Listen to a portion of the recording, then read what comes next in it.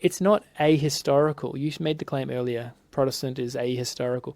If anything, it's actually more ancient than the Orthodox Church, because my beliefs, I want to line it up with the ancient beliefs not of the church fathers, but of the apostles. For the Orthodox, they're not really too concerned about having to line it up with just the apostles. They may some of the beliefs with the apostles, but some with those after the apostles. So in a way, Protestant beliefs are more ancient and more historical than the Orthodox beliefs are. I would say definitely not, because of the practice and how the scripture was read. That's the biggest thing. When you look at the scripture, it's not That's some book after the that. apostles, correct? That's after No, the it's apostles? not. It's all the way back to Judaism. So you would have to say that's an evolution, because the No, no, rabbis, no. So maybe when they maybe I'll give you read an the example. scripture in the temple, they read it as the teaching, and that's how they did the services. And the Orthodox Yeah. continue that teaching until today. Did the Jewish people bow down to images? Yes, they had images in their temples. They did. Did they bow down to images? I didn't have did they have image. Did they bow down to the images? I'm gonna be honest, I don't know, but And the answer is no. That's clearly forbidden by the second commandment. And so then the more ancient truth is to not have images that you bow down to. The wait, actually, Orthodox no, they Church is did a bow down novel to. development. They did kiss the bow down the images because of the Ark of the Covenant. It says that in the Bible. No. Do you think they kissed the Ark of the Covenant? Um, I think they venerated it. Yeah. So what do they do? What do you mean by Well, that? venerate, it could be you kissed it. It could be prostration you do, or So do you realize if anyone touches the Ark of the Covenant, they're dead?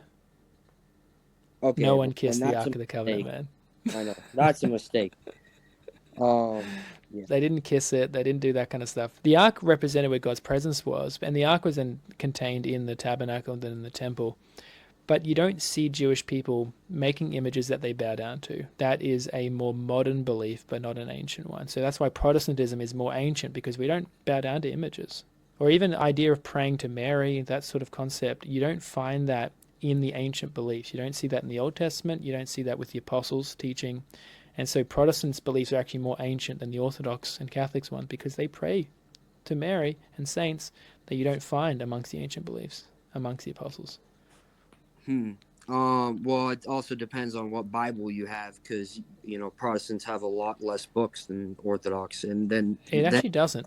Yeah. You're talking about the apocryphal writings. None of them talk about praying to saints.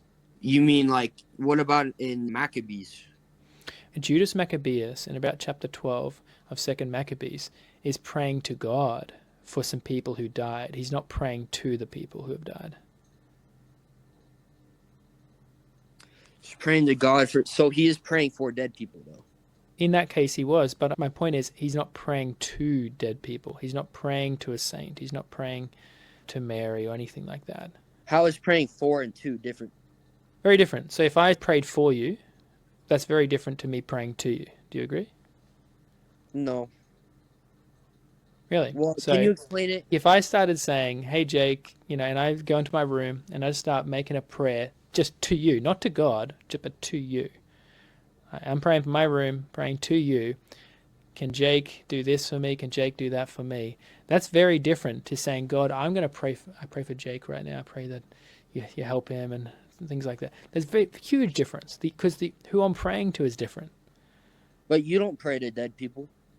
For dead people. I only pray to God. That's who I pray to. Because this is the thing, my beliefs are more ancient, is because the only one who the Jews prayed to was God, and the only one that the apostles prayed to was God. Under the Orthodox beliefs, you also pray to Mary. So therefore, you have a novel belief, a new belief that's not ancient, That's as in not not from the ancient. apostles. It's not as ancient as the Protestant beliefs because it's not from the apostles.